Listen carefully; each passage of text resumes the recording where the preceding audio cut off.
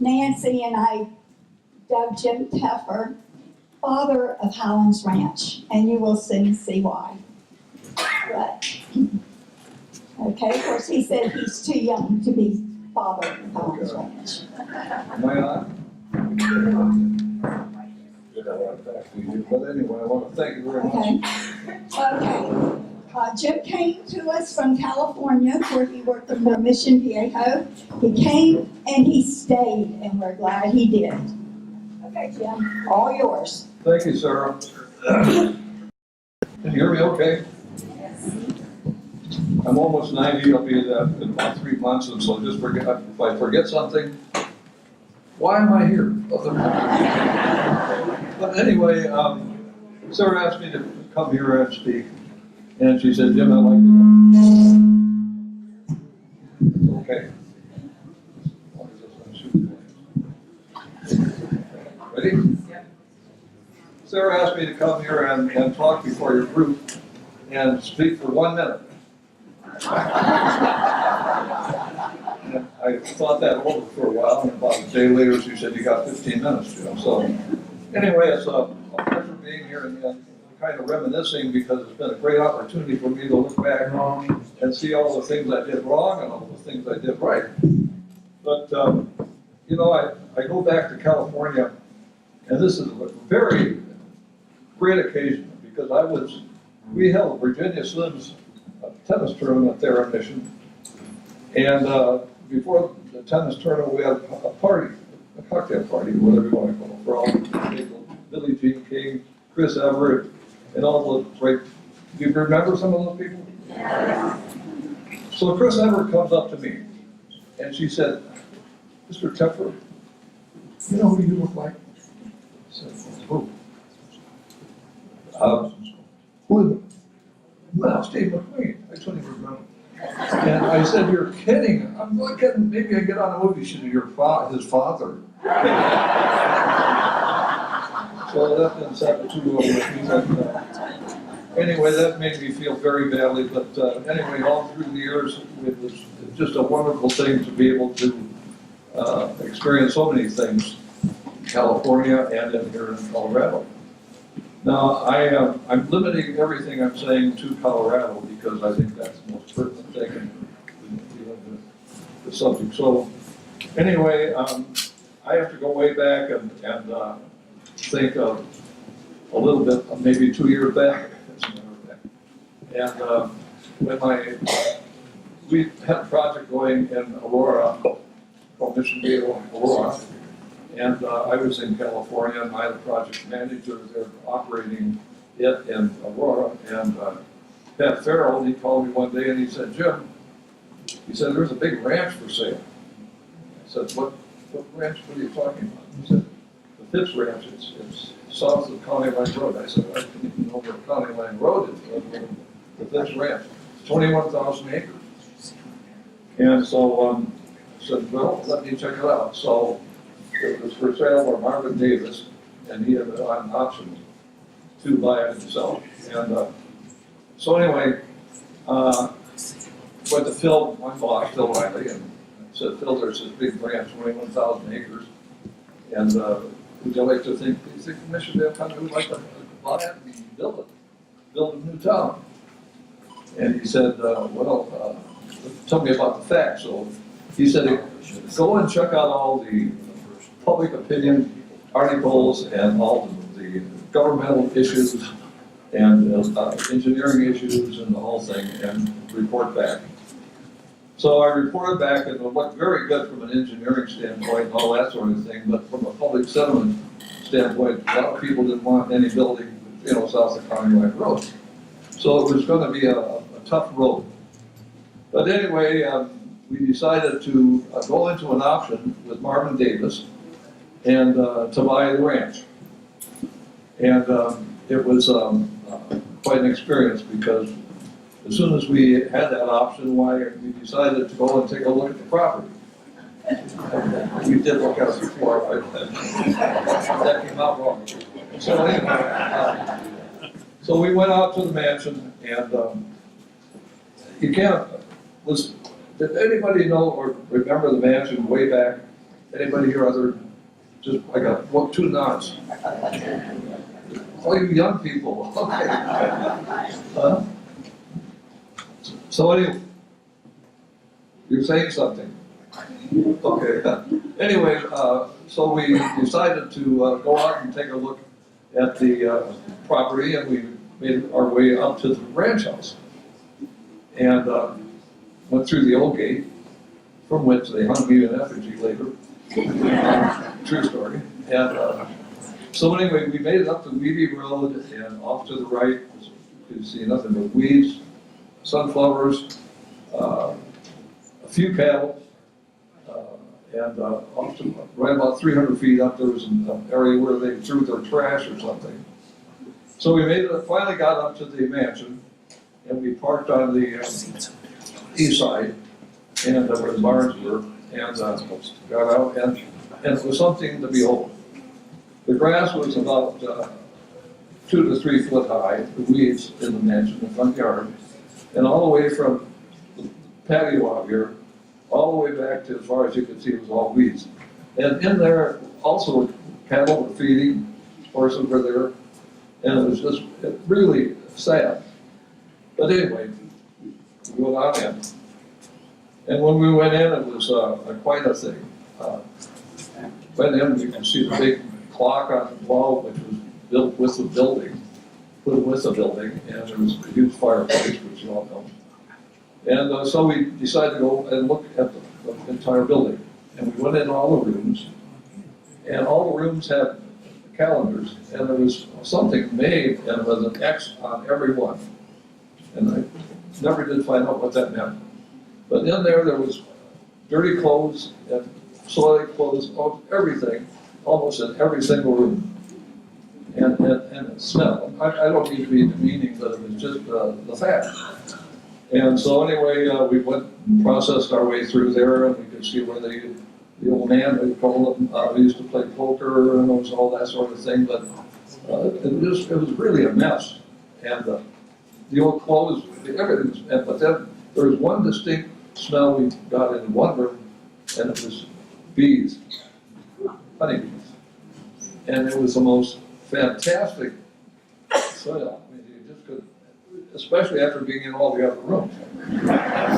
But so we went around and looked, and everything was really interesting. The bowling alley was a mess, it couldn't be used. The pool there was a pool out here, and that was a wreck. A nice tennis court used to be, that was all broken up. And right next behind the pool, right next to it was a series of garages, or whatever you call them. And the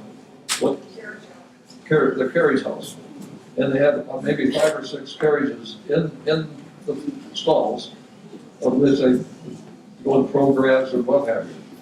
And you know, I just imagined as I peered, looked at the carriages and looked out through the back window, or the front window, how wonderful it would have been.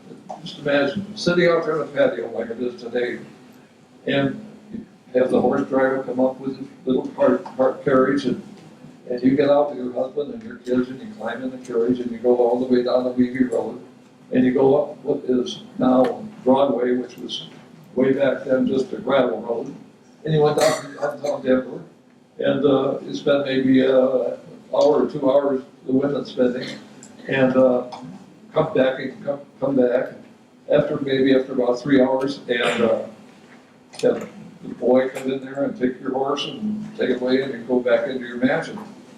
And it must have been absolutely beautiful back then. I could sense it, and to look out over all that mess. And I don't, like, again, I hate to be demeaning, but it just it was really sad. I found out where the secret room was. It was, I'm not going to tell you where it is. And but you know, later on, I'll tell you this story because I get to tell 15 stories. One night, I was going to the girls had a book club, and they were going to spend the night here. And so I thought maybe what I'm going to do is go up there, and because it was kind of a haunted house looking house. And I was gonna scratch on the windows. Scared the dickens out of it, but I never had the guts to do that. But anyway, it was quite a thing to be able to take a look at that ranch, and it was it was really deplorable. And then I checked the water system, and I got a sample of that, which we checked later, but it was not drinkable. And so because the cowboys were drinking that, and so were the people in the house before that. They were drinking the water, but it was not pure. So that was a costly item, having to bring in bottled water, and for the people, and which we did. And so the cowboys stayed on there and kept control. I could tell so many stories, but I'm kind of limited in time because Sarah told me to stick to a 1 minute thing. But there's so many great stories that I could tell you about the development of the property and anyway, and during the process of being in that 1 year period of having in escrow, we had to do the planning. And so I moved over to Colorado, and with my family hated it until they hit the border of California, then they loved it. And so we came over and established office here, and we planned. And it was a real different experience. And we planned the dickens out of the whole development area here. And we finally, the governor was not happy. We didn't know it, but just about 300 yards to the north of the mansion, they proposed C-470. And we got them to move that. Fortunately, it's where it is. But forget it. The county wanted to buy it or to build the C-470, and they came to me and they said, "Well, we'll give you the property, 6 miles long and I don't know, 800 feet wide." And so we walked and built a little street off of the freeway at what is now losing the big interchange. All we wanted was a little tree, roll it up. And now I can't do that. Said, okay, so they. Pardon? Who said that? The state, Kissinger and the governor, they would would not do that. Would not let us have that little access. So I said, okay, go on and condemn. And you, me, what do you think we paid for that? That little strip of land, $13 million. And that's what that right away cost the state, we the taxpayers, for that little bit. But anyway, as the time went on, we got to know a lot of the county commissioners very well, and we promised the moon to everything. We built schools, we built everything. And was it Northridge that we built? We built Northridge Elementary School for the district. We built fire stations. We gave the sheriff's office 200 acres down there where they got their big program down. We just did we built all the rec centers which were, and it was it was wonderful. And it was, we finally went to hearing. And it was a lot of work to convincing people. I mean, it was a core of Raffle County Commission of Development. And there was all these people and organizations who were very much against us. And it took a lot of trouble from my people to convince them on, being for us. So we went to the hearing, and they approved us, except one commissioner was against us. And when we were finished, Craig McCallum made the presentation for us. He went up to Mr. Whitman, who was on the commission, and Mr. Whitman, he said, I'm really embarrassed trying to compare cattle operation versus building a town. He said, it just didn't fit. He said, don't be embarrassed about that, Mr. McCallum. What I'd be embarrassed is your fly was open during your whole presentation. True story. You know, I could tell you story after story, and, we got one of the Duncans, Dr. Duncan, some of you probably know Dr. Duncan. And, he had soon me down one day, and, this was after the zoning was over, and it was cold out, and it was snowing, and we went into his little house, and his wife had just made a pumpkin pie, and he put four chairs right out in front of his cook stove, put down the lid. We all put our feet up there. She brought in pumpkin pie, gave us a piece of pumpkin pie, and real good cherry juice. That was that baby cherry juice was loaded. And it was really fun. But we got to know the people very well, and I think that we established a good reputation with all of them. So anyway, during that period, when we had 1 year, we were in the planning stage, and we were in the option period with Marvin Davis to buy it, and we were about ready to close the deal. But Marvin had Mickey Miller was one of his assistants, and he was with us and met with me probably every 2 weeks or 3 weeks, and during the whole planning process to make sure that Marvin Davis would approve of the plan that we were developing, which they did. And so it was a year later that we went up to the bank, and we finally closed our escrow, and we made the deal, and we paid 26 million it was for the ranch. It was a deal. I mean, it was seemed like a pretty good deal. It wasn't a good deal. And so anyway, that meant that there was one caveat, one thing that we had to, we promised them that they could film Centennial here. And so, you know, I thought, gee, this is my chance to be an actor. But anyway, one thing that we had to do, we had to allow Universal to film here at the mansion. And so anyway, we closed the deal. I went up to see Governor Lamb, told him we made the deal. I sent the guy that had this fly open down to see the commissioners and the thing. And so we closed the deal. So anyway, the guys were ready to come in and film, and all of the trucks and the filming equipment was ready. And it was Saturday morning, I don't know what time it was. It was, well, I can tell that. But anyway, what she was saying is that we made a deal with Fisk to raise his cattle on the ranch, and we would have a tax advantage for property, you know, raising cattle in agricultural purpose. And so he had that right, so to call it, and for a while, but that's another story. But anyway, I got a phone call that morning, on a Saturday morning, and the guy was kind of frantic, and Mr. Teffer, I can't get on the ranch. I said, what do you mean? He says, there's 6 cowboys out here with guns. This is true. And 6 guns with pistols and rifles, and they won't let us on the ranch. And I said, well, why?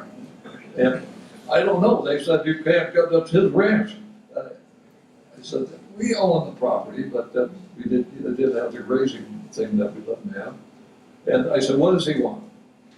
He said he wants $8,000 to $10,000 to his rent for the gate. I said, tell him that we'll talk about this next week, but let your guys through. And so Centennial got to come in and set up the thing, and then we start filming the final episode, of which you're experiencing here tonight. So, is there anything that I left out, Diane? Do you think that seriously, I wait. That was fine, although you'll find out that I think there were 4 or 5 episodes filmed here. Yeah, okay. But I never was invited to be in the film. I could never understand a guy like me and Steve McQueen type of guy. But all the stories I could tell you. I mean, Thank you. Thank you. Okay.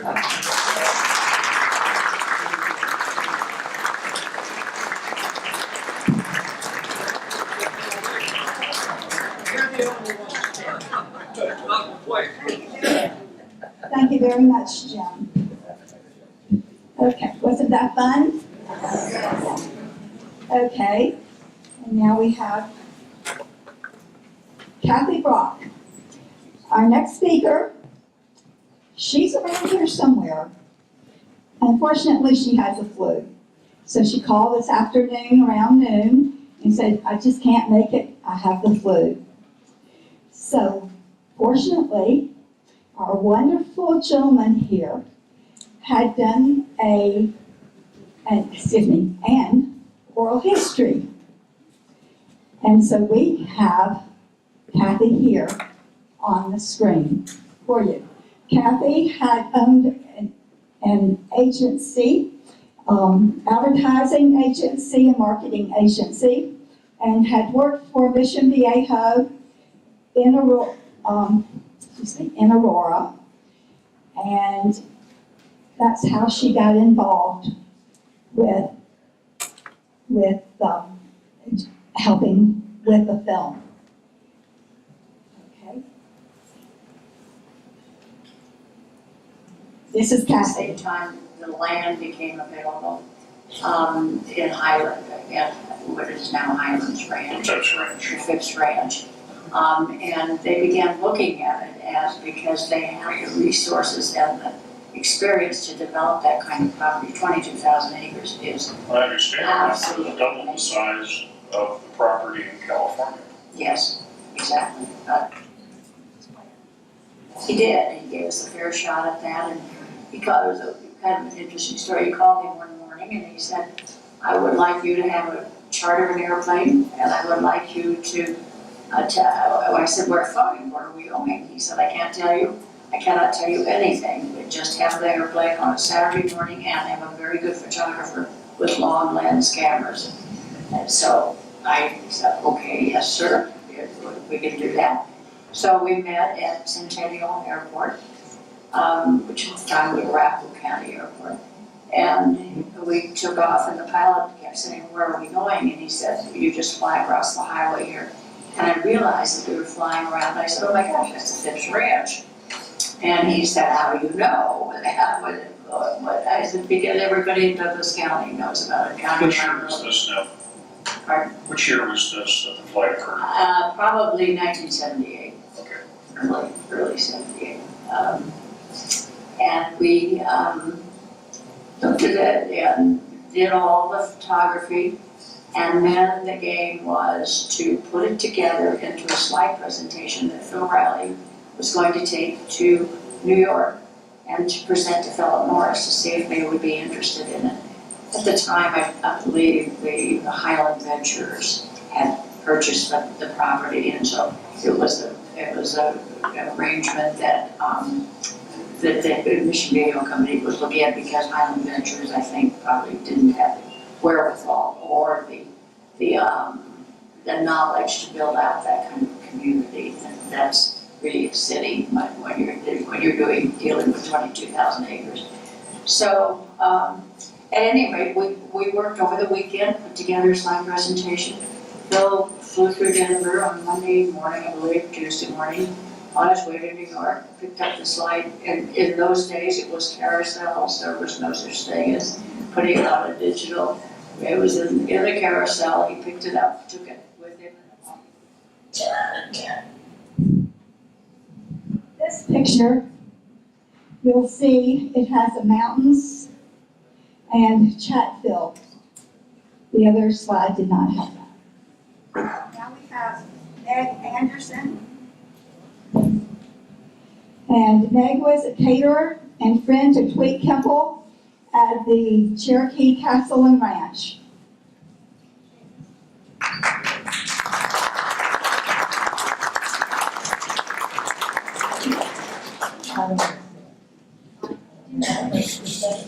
I don't have that much to say, but my story kind of predates Jim's.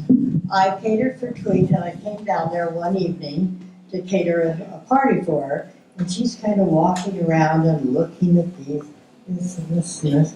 She's walking. Apparently, they had asked her to have the Centennial filmed at the castle, and she was debating, She could have used the cash, they were gonna pay her $300 a day. And she was excited about that. But she kept saying, oh, but I'd have to put this away, and I couldn't leave this out, this would fit in someone's purse, and all these different things. So she was really debating, but the crown thing that made her decide she did not want it was they said, well, we're gonna have to cut down a lot of these trees because they didn't have trees. And she said, why don't you try the Phipps Ranch?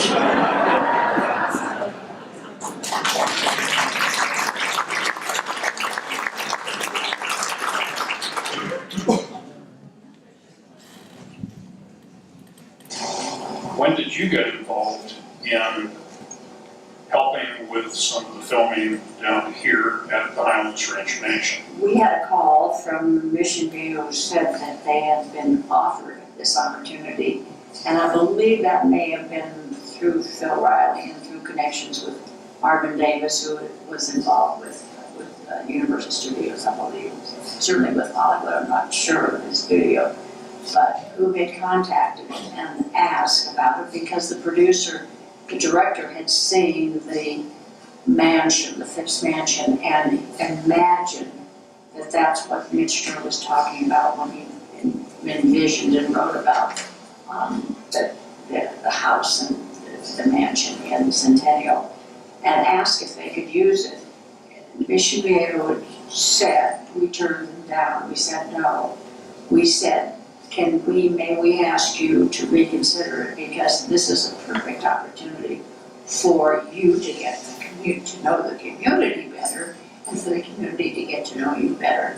They see you as a California developer. This would be a wonderful opportunity to introduce Colorado to Mission Viejo and vice versa. So they said, well, think about it. It's way ahead of our planning and we don't like to do things. Mission Viejo is a very deliberative company, and they always like to know exactly where they're going and what they're going to do before they go public. And they had not even begun to complete the planning of it. So we said, with all of that being said, it's very important in Colorado to know who Mission Viejo is, the company, and the backing of it, and just the simple strength of your company. So they said, well, think about it, tell us what kind of proposal you would do. So how would we be involved? So we put together a proposal that said, let us entertain people for breakfast, lunch, and dinner. If the movie company will agree that we can be there for breakfast and lunch at least, and then have one grand party at the end. And they said, oh, okay, they were interested in it, Mission Viejo, and that they would talk to the movie company. The movie company agreed, as long as we didn't interrupt the movie scheduling, to allow people to come, a certain amount of people, I think the number was 25 or 30, they would be able to use their canteen and be able to have breakfast with the stars, and then observe the movies as they were being filmed, and then they would be able to do lunch with the stars and observe again in the afternoon, and then we would have one closing party at Beneford Ranch. Well, that certainly was a miniseries that had a cast of thousands of stars. Could you give us a little more background on your company, its name, and what you put together to work with Highlands Ranch? Thank you for the question. My company was Brock and Associates, and we were the marketing, communications, and advertising agency for Highlands Ranch, Mission Viejo, Colorado, as a housing project, and for Highlands Ranch, the new town of Highlands Ranch.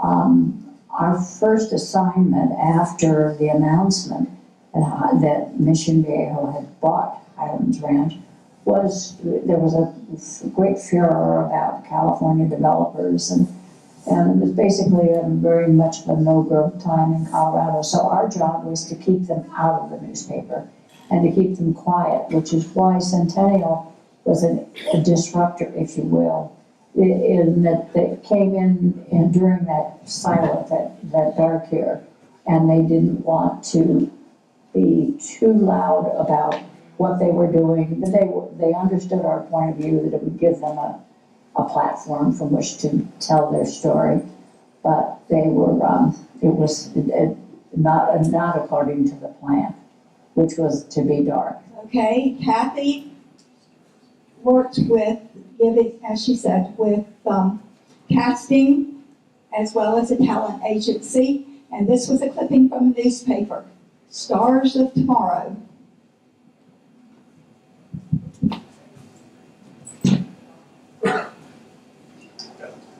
What other impacts to the community occurred during that week of filming?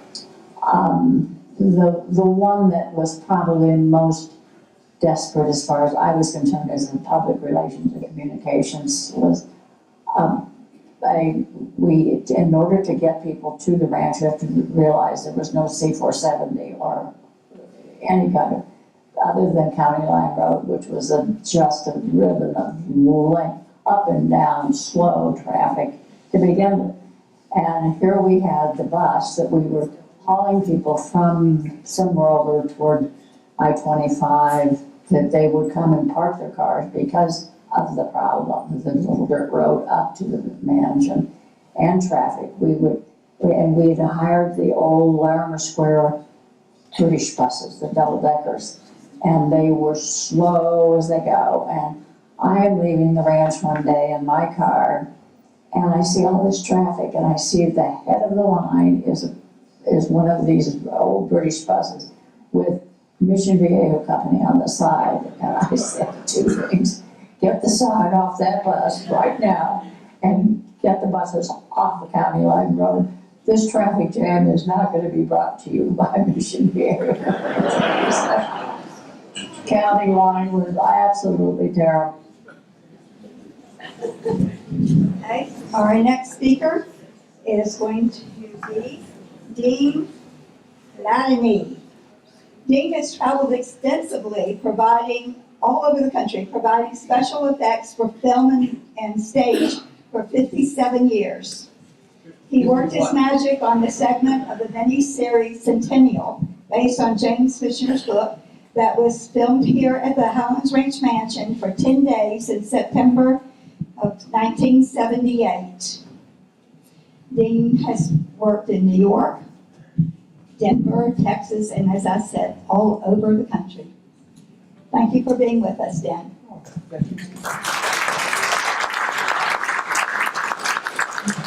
Well, when we came here, we came down from Orchard, where we were doing most of the shooting. And we had built a town in Orchard, Colorado. And by building a town, I mean literally, we built a town. And we shot a lot up there, and then we came down here to shoot. And the fun part about shooting down here was, I lived in Mission Viejo, Aurora. So it was actually a nice drive for me to get from there to here versus from there to Orchard every day. When we came in, she was right, the traffic was miserable. And somebody forgot to tell people that there was going to probably be about 250 or 300 of us here. So that was kind of exciting, because they had no idea. What you see now when you come in is where we had our trucks parked. And right over here, right down this road, was where we had the big catering tents. And since I was in special effects, my boss, Whitey, had made a great deal that we always parked right next to the catering people. Whitey figured this one out early. He was a veteran in many movies. So whenever we were there, we would always know what was going on in catering.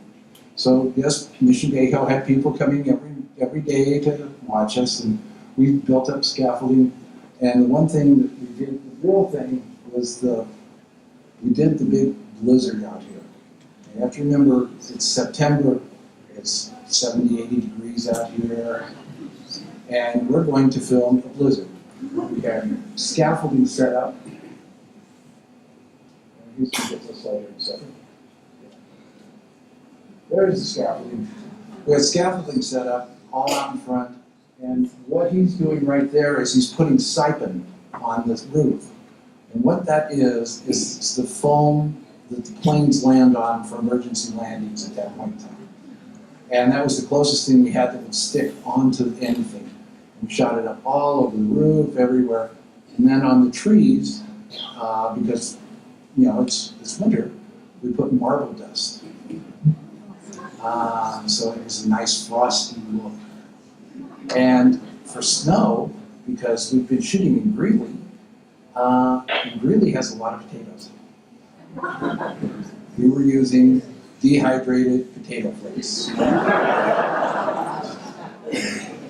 So you can imagine when we actually went to do the shooting, and there they are, we've got giant fans, and the guys are throwing this up, and we've got like 6 cameras rolling, and they're shooting, and we're... All right, you're good. Well, this was all fine and dandy, and we got through this, and you see, there's looking out through, a couple close-ups, it was fun.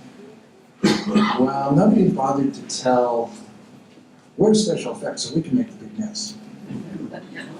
We walk away. Next day, they go, well, we're gonna do some interior stuff. So out here in the fireplace, in the main hall, I set up my little propane tank, ran it outside because we couldn't rely on a regular fire. We had to have fire up, fire down, fire up, fire down.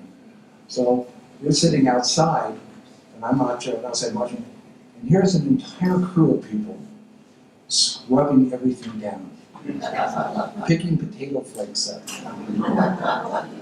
which had been in the cycle by this point in time too, so they were no longer dried potato flakes. It was sort of like mashed potatoes. And they had to wash off all the trees because somebody, a director, had thought, well, why don't we shoot a springtime shot the next day? And again, I'm in special effects. That doesn't bother me at all. But these poor guys out there, they had to scrub and get everything ready and then make the ranch look like it was spring, so they had to bring in flowers and everything. And all this whole time, we'd been sitting next to a catering truck, and we always ask, what's for breakfast? Yeah, pretty standard. What's for lunch? Well, we're gonna have steak and lobster.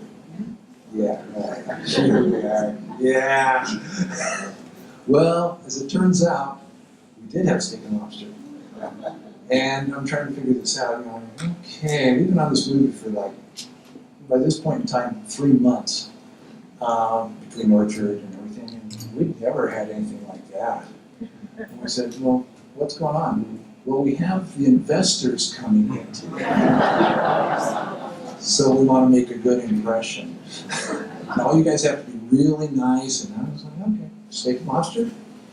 Crew about 250? Sure, we can be great. But that's what we did. And, a lot of the interiors were shot out here, and there was some stuff upstairs with Raymond Burr, and he was doing his own thing up there. And, Talk about what you did in the different rooms as I showed here. okay. Well, in the living room, I'll have a fireplace shot. well, you'll have a fireplace shot, good. This was all brought in special for you. We had blacked out the windows. They were blacked out, but they weren't blacked out. We had giant 12K lights behind them, 12,000 watt lights shining in to make sunlight. Or you guys there the week before filming. Oh yeah, we've been here for a week, 2 weeks. Well, actually, I think we were here for almost a week and a half before we actually started filming. We didn't film that long here, really. And once we filmed here, I left right after the shooting and the little cleanup that we did. And I was off to New York for that show. A lot of these, special effects doesn't do everything. These are just, some of the still shots where the cameras were in, setting up the office, the foyer. Yes, that was. And remember, none of this was here. This was, like he had said, it was really a rundown mansion. We brought everything in. There's the massive fireplace. What you don't see is that there's a hose going out that side, on around, on through, out to my propane tank sitting there. And the director, is in my ear, we need more flame. Okay, we got more flame. We need less flame. You got less flame. But, this was, when you see the film, you don't think, well, you look at the mansion now and you go, well, they could have all been that way. And it might have been, but it was all the Hollywood magic that made up this. This is where Raymond Burr was, I think this is where Raymond was shooting. He loved this place so much that later he came back and shot a couple of series here. Caused Dick Van Dyke to come here. And we had a movie industry that sprung up here for a while, all because of Centennial. So as we as workers loved shooting up here. That's when Timothy died. No, that wasn't.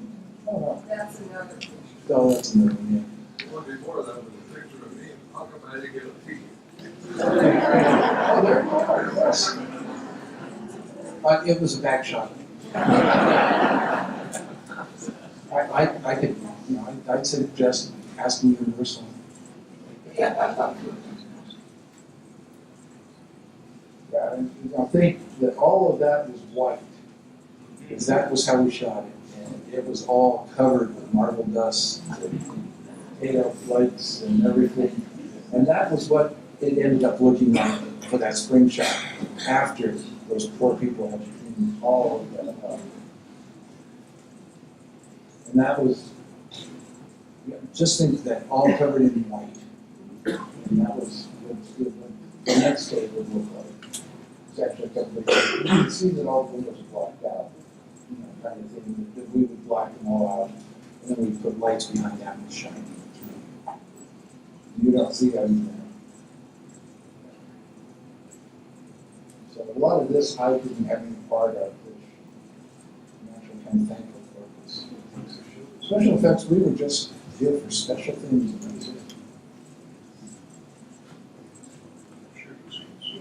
That is Pat Farrell painting. He's the one who called Dad and Phil and told them about the ranch. The guy next to him, the guy next to him was still And that's around. still Riley next to him. Yeah, Pat Farrell is the gentleman in the cream-colored coat pointing. He's the one who alerted Michville Company down and Phil to the property out here. And then Phil Riley is right next to him. Explain it, Phil. Phil was president of Mission Viejo Company and one of the founders of Mission Viejo Company.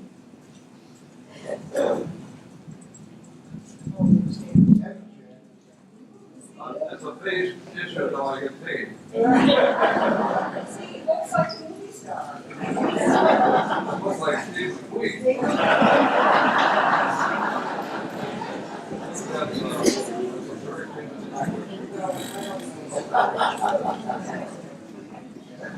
Sarah, you talk to actors who are being, you can talk to the actors. You don't want to do that?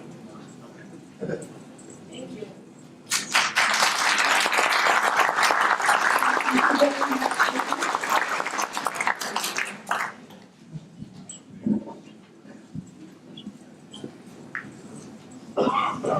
Okay, these were some of the actors who were here doing the filming.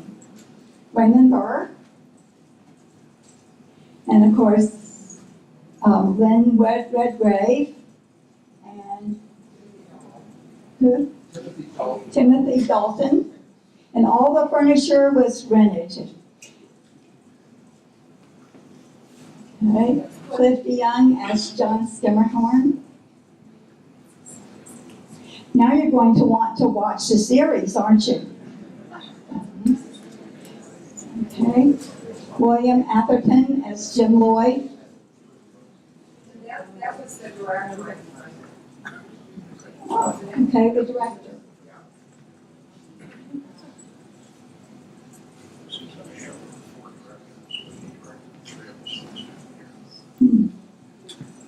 Okay, Mark, you said they had about 4 directors at the time.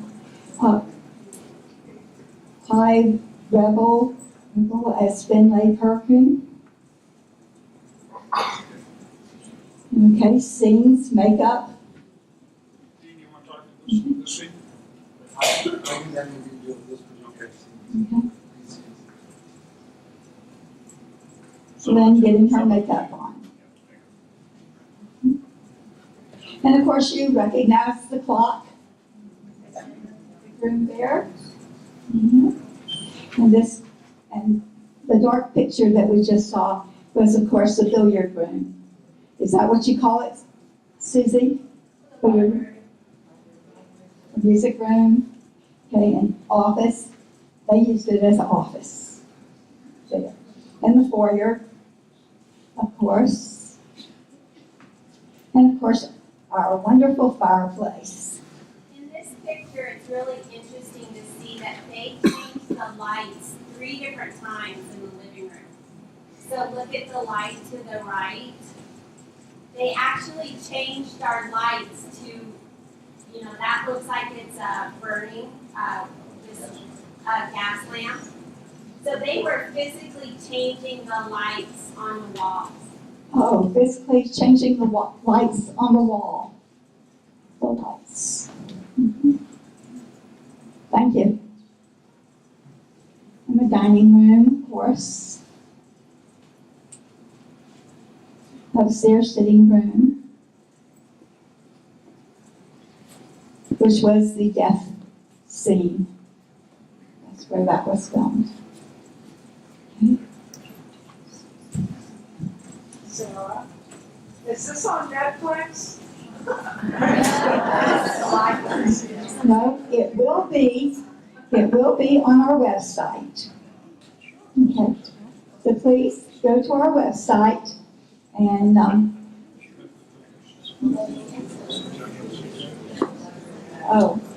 I don't know if the miniseries is on Netflix or not, It is, yeah. but they do have the series at the library. You have to get the DVDs from Centennial. It's on Star's first season, if you have that on your Okay, now this thing, they did come back in November. Some of the crew came back in November and filmed the snow. And we have one more speaker. We do have Perry. Perry was on scene also, along with his father. Hello, everyone.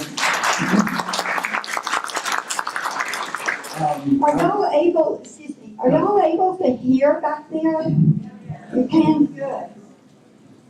I am a member of the International Alliance of the Theatrical Stage Employees, and they hire Denver local people to work in the movie industries that are local. And so I was on Centennial, but I built the town of Orchard, which is up north from Fort Morgan. I remember waking up early in the morning to be at Fort Morgan by 6 o'clock so we can be bused to Orchard, Colorado, and strap on our tool belts and swing hammers at 7 o'clock in the morning and work all the way till 7 o'clock at night.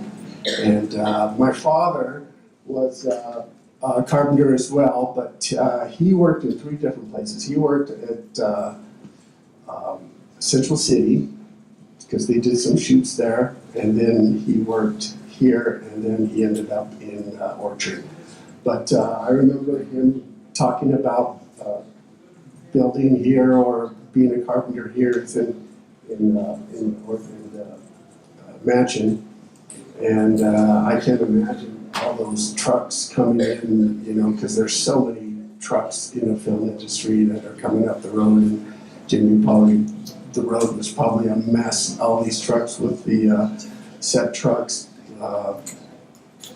catering trucks, grip trucks, electric trucks, camera trucks, a whole slew of trucks going everywhere. There's so many, in in the film industry, everything is departmentalized. You have a tool belt on with a hammer, you cannot touch a broom, you cannot touch a light, you cannot touch anything but nail and a hammer. And this is one of the scenes here. This is probably real snow, I'm sure it is, because they're all wearing gloves and they're pretty suited up for cold weather. And my dad remembers filming against the silos back there with the cowboys sitting on the fence there, just like that. But yeah, he had a great time. He remembers it was very, very cold. He wore, I don't know, like 4 pairs of long underwear. And only to find out when he did have to go to the bathroom, he put on the first pair backwards. So, you always love that story. So it's kind of a weird predicament there. But anyway, he did meet Lynn Redgrave, and she, after the shoot, she offered the cast and crew to come to her, I guess, Hollywood house in California. She was going to have a big shindig. I think my dad was the only one who went, right, Dean? Yeah. No locals ever went, but I remember he flew out there, and he had a wonderful time out there, and she was so generous. She was just the nicest lady. And I don't know how many have seen Centennial, but does anybody have a favorite character in Centennial? Alex Karras. That is my favorite character as well. Alex Karras was awesome. Yeah, Senior Grandpa. Excellent character. I loved him for that. And he was a very nice guy, too. That's it? Okay. Well, that's all I have to say. Thank you very much. Thank you, Perry. And now we have a video that Lawrence Phipps did. Lawrence Phipps, the junior, the third. It was from an oral history, and Meg provided it to us. We did this oral history at the castle after Tweet died, and Lawrence came down and showed us the, stop it. I'm making fun of my vertical pyramid.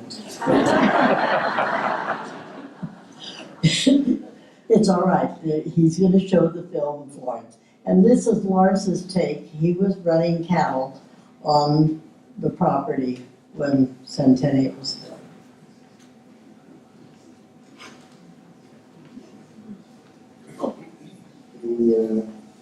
Through those years, apparently there was the filming of Centennial occurred. Tweed apparently was offered to have them here. And there was a story goes, I understand they want to cut some trees down, which he was absolutely not getting, no, not here. But it was filmed on Highlands Ranch. Some segments of it were. They picked a town east of Greeley. I can't remember its name. It may have been Hygiene or something like that. It was Orchard. Where they did much of the filming. But there, you know, Centennial was an epic type thing with a lot of different television segments that covered first the fur trappers, or the Indians that were here at the beginning, and then the fur trappers came, and then suddenly people moved into the lower South Platte around Sterling and started farming, and then they encroached more on the Indian territory. And then finally the cattlemen came, and that's where the whole Beneford Ranch series of Centennial became. And that part was filmed at Highlands Ranch. And I'd never been involved in filming it before. And we sold the ranch to the Davis Group, and they in turn had optioned it off to Philip Morris. And I was still leasing the ranch back, and the academy. And all the people who worked there for my father were still working for me there, and were there. And I told the Philip Morris people, they asked me if I had any problems with a minor television film production there. And I said, no, I don't have any problems. I didn't realize that they were going to move in there with more than 30 actors that all had to have their private little dressing rooms. And then film crews and grips and sound people and everything. There were more than 200 people there. The Douglas County Sheriff's Office had a major bust because many of these Hollywood types they came in with tons of marijuana and coke. It was one of the largest busts that Douglas County has ever made. All these people from Universal Studios. And then they killed one of their actors. It was cold, it was wintertime.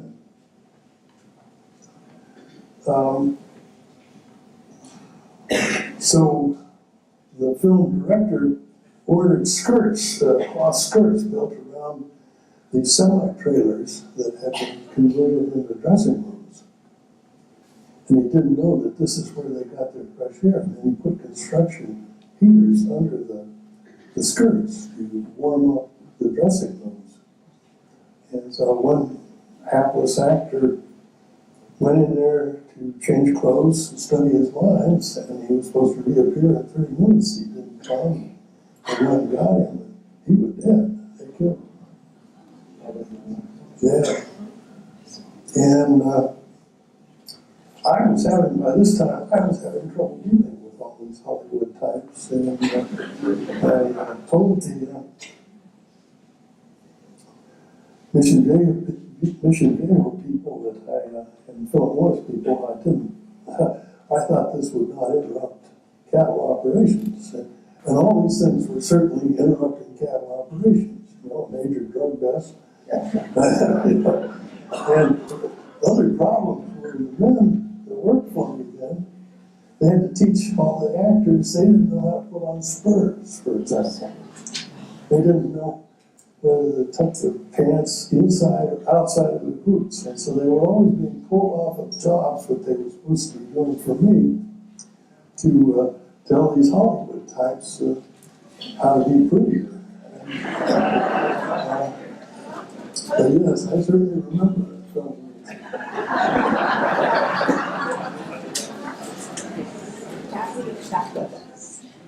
What were your favorite memories of being on present during the filming? Probably the all-time funny story is when Vanessa Redgrave and I forgot, I can't tell you who this, she was the primary star, but there were 2 or 3 other. They were shooting a movie right by the columns on the front porch of the Highlands Ranch mansion. And all of a sudden, there was all this stir, and everybody was screaming, including Mrs. Redgrave. And what the camera lights had enlivened an entire hive of bees that had been buried in the wooden banister, the beams, and the bees were all out flying and buzzing and swarming everybody, and everybody escaped inside. Everything was fine except the movie. It stopped the movie production. The director was furious. Money and time is money. They absolutely said, "Fix it. It's your responsibility." So somehow Mission Viejo was able to get our cook, saved the day. It was on the scene. He was able to get somebody to come down and capture all the bees, and nobody wanted to kill the bees for sure. And so the bees were all gathered up and taken off to some place where the happy bees go. And the scene could resume the next morning, or the next day. It's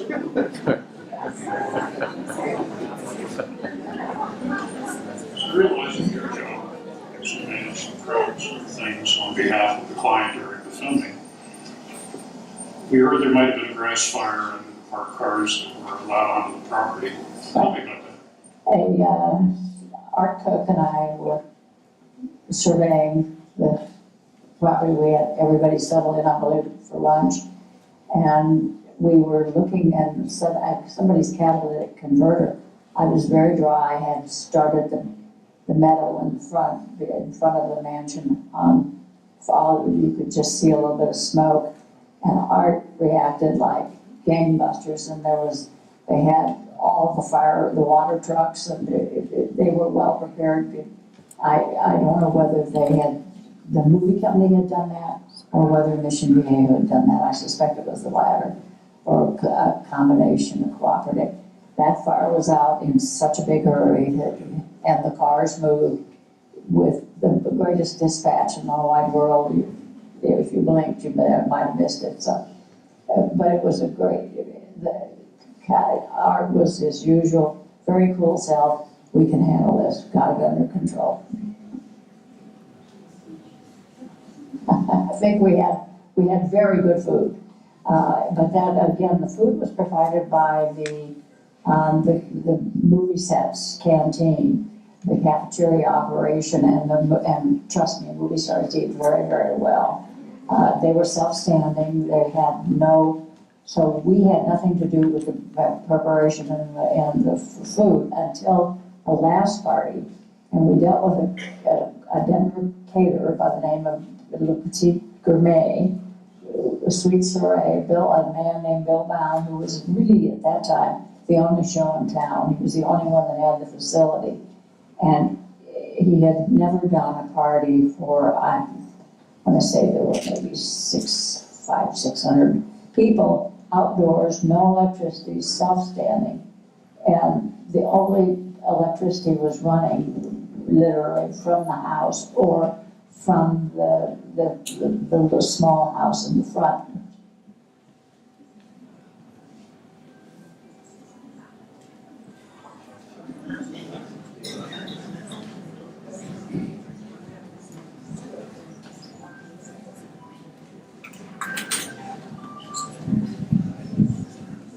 Jim, you can tell me if this is accurate or not, but Kathy thought that this picture is in fact Governor Lamb next to you at the big party at the end.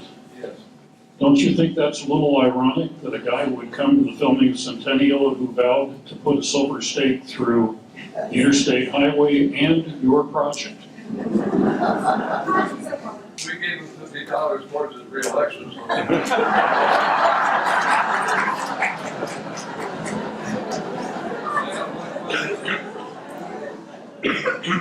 One very important question. We have, I think, in the audience, Jeff Case, maybe Forrest Dykstra. They're the engineers that revamped this mansion. And Forrest, they did the lawn and it was beautiful. But Forrest always kept asking me, Jim, why do the potatoes keep coming up every spring in the lawn? And now we know why. Thank you very much. I hope you got the sound.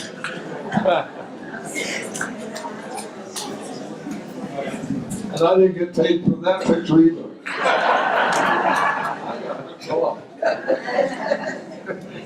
Okay. Yes, here at my brother-in-law, Scott. Scott, can you come up and talk about the one scene? I know Sarah wanted people to talk about if they were here for the filming, and I thought yours was pretty funny, actually. He happened to see the scene of Oliver Seacom doing himself in.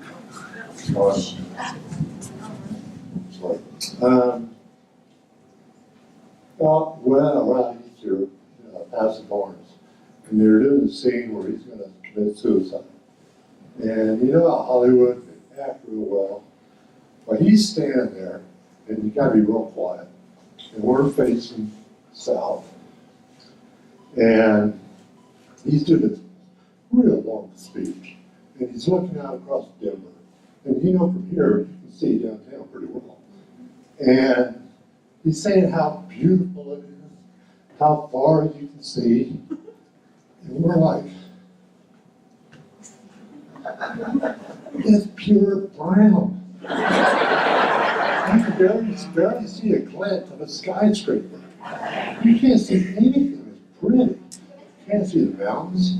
I'm like, man, can you act?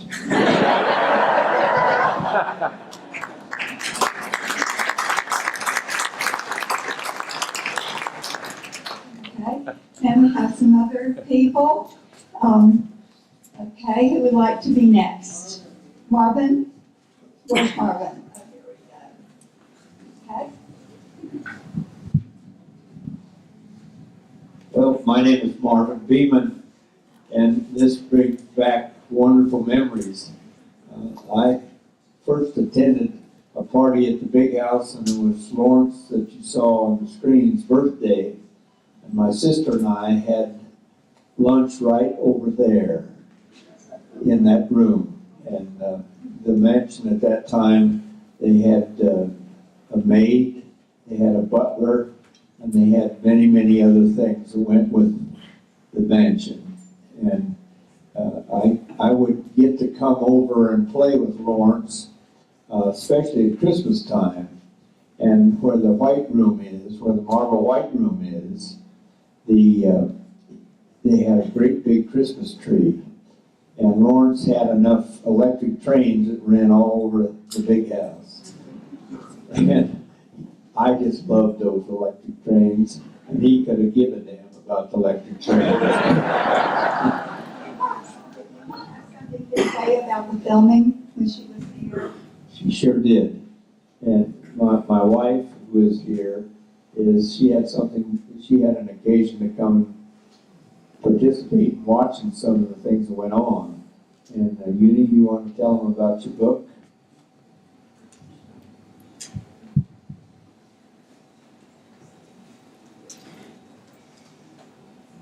Well, one time we lived in the cottage just across the front lawn.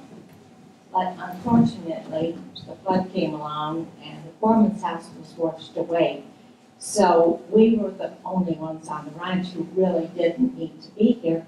So we gave up our house for them to move up here. So Marion Morgan was living over in the cottage at that time. And I would come out and we'd sit out or look out the windows and watch all this going on. And I don't know now how it happened. It's been too many years ago, I guess. But somehow, and it seems like I was out here in the front road, and Lynn Redgrave came out and autographed my book. So I thought that was wonderful.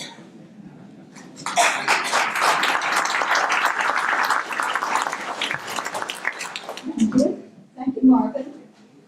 Dr. Beeman, thank you very much. Is that you in a picture in the office and riding the horse as a child? Yes, ma'am. That's me when I was 10.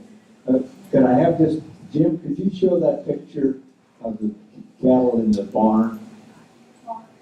The mark coming on the screen, I'm sorry.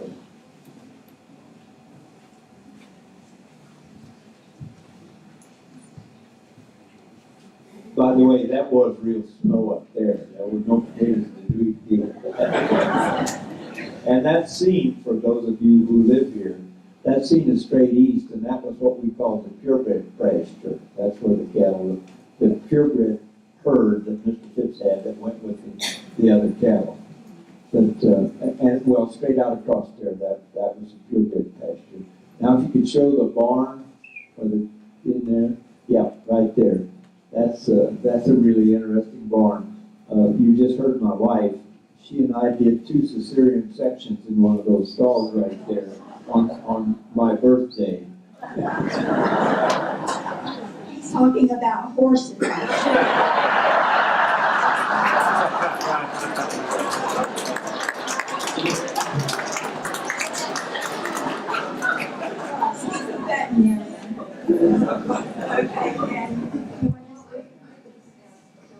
don't need to take your time. But I have to say something. We've talked about a lot of the Hollywood types and things like that, but we've also heard that there were a lot of very nice people that were there, that happened to be actors. And I was privileged to be at one of the I don't know if it was a big party or not, but this took place on the far side, on the west side of the mansion. And I met Timothy Dalton. I got really huge hands, and his hands made mine look tiny. So I remember that about him. He was very kind, very gentle.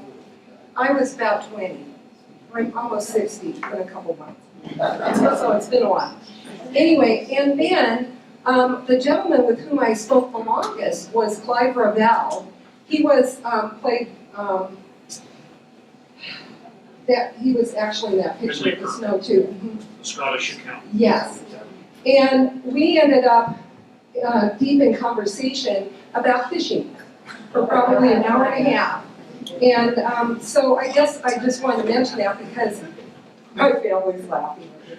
Yes, we love to fish. But anyway, just here he is. Nicest guy in the whole world. You would never have known he was an actor. And he also, by the way, he was in Star Wars. He was in the Return of, or the Empire Strikes Back, I guess.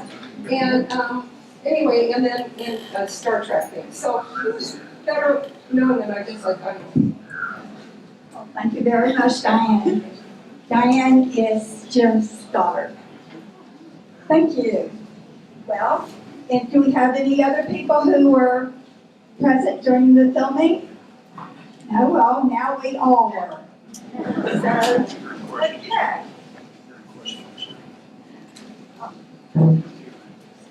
Okay.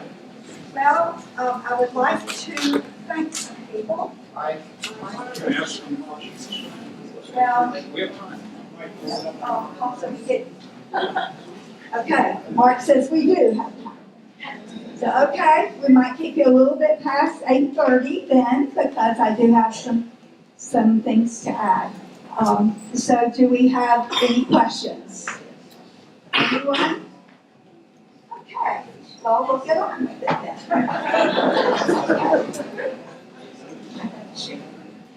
Okay, so I would like to thank all of the people who contributed to tonight's program.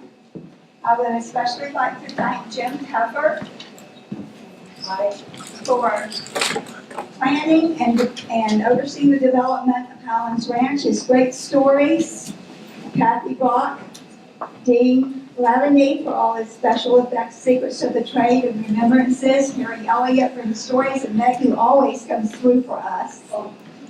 And Jeff Case, who scanned the pictures from Jim's albums for us, and of course, Mark here. Oh yes, and of course Meg, I said Meg, who always comes through for us. And everything she does, including the wonderful tickets to the Cherokee Castle that she provided for us last month. Okay, a very special thank you to Mark Stevenson, who does our oral histories. He prefers to be behind the camera, but he knows so much of the history of this area, of Highlands Ranch history and all other history. And to all who contributed their stories, who worked countless hours extracting pictures and making our PowerPoint fit with the script, which we had to sort of not go by because of things that happened today.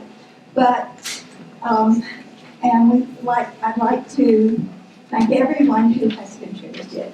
Okay. And to Mark for searching and checking facts and much more, all the things that he has done. Now I'd like to introduce to you the board, the Highlands Ranch Historical Society Board.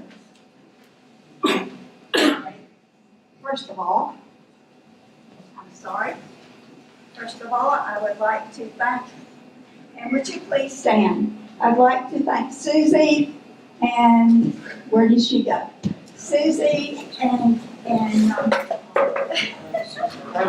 Harlan. Of course, I'm sorry, Harlan. Susie and Harlan to allow them to.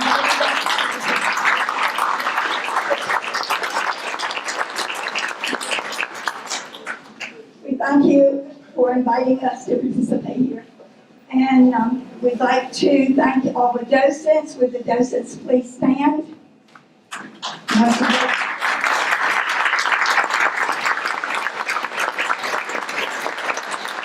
We'd like to thank our wranglers, our Highlands Ranch Historical Society wranglers. Please stand.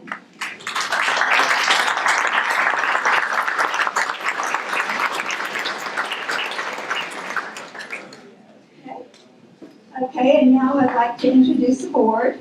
Okay, if you'll come up, please, as I call your name. David Hill is our president and webmaster. Paul McKegg is our vice president in charge of logistics. David Avery is our treasurer. David Johnson is our secretary. Paul Squire is our community events person. Danny Ruth is our webmaster assistant. He's in the back, he's doing the camera. He just waved to everybody. Okay, our project people, Mark Stevenson and Nancy Linson-Bigler. Nancy does our tours. Nancy, would you come up, please? Nancy does our tours and keeps the board in line. Sandy and Paul Chamberlain, who are head of our wranglers, come on up. And Don Bruno, who does our public speaking. And I'm Sarah Lewalski, the vice president in charge of programs.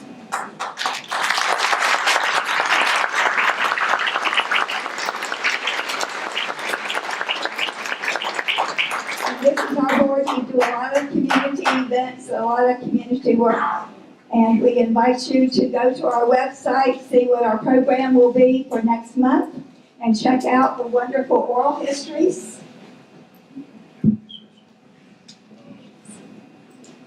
I've been privileged to do a number of oral histories for the last 3 years or so here, really starting with Jim Tepper here. And we've learned a lot about the community because of their contributions. We've got all this stuff published, not only down at the Douglas County Library online for you to look at. These are the video oral histories, and they're interesting. They're also published on our own website, HRHS.org, that I have up on the screen here.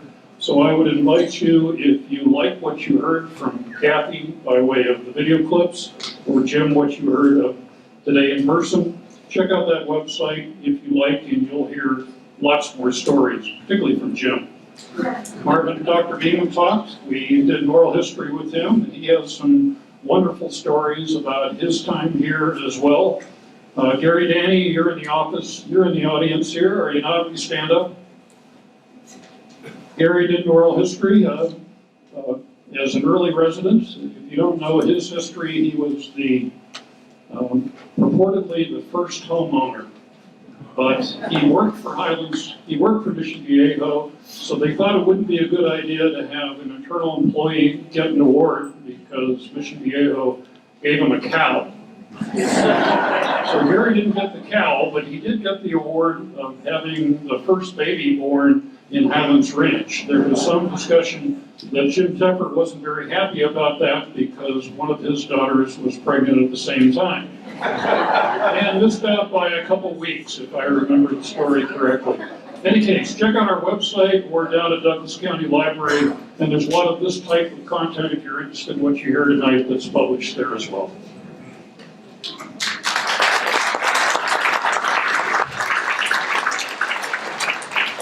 Very much for coming. We hope to see you next month at Southridge. Thank you.